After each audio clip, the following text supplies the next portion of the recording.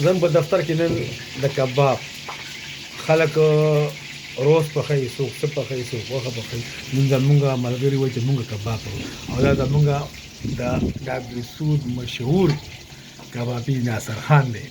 دا کباب یقینا د هر کس به د کباب خوړلی، لکه دا خانداني کباب دی او دی زبردست کباب پخوي په خپل دغه کې نوګال کې. او نن زمونږ دغه ته راغلی دی، دی دغه زمونږ کچن ته راغلی دی او دا لګیا دی، او زمونږ ملګري چې کوم دی نو هغه دننه ناست دي.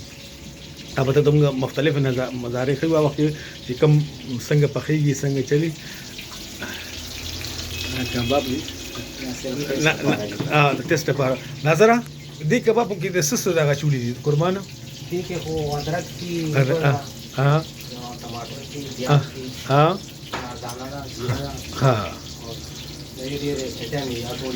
دې کې دغه دی که نه، او غټه غوښه ده، قرباني غوښه که نه، سپېشل انشاءالله ګورو به څنګه پخېږي.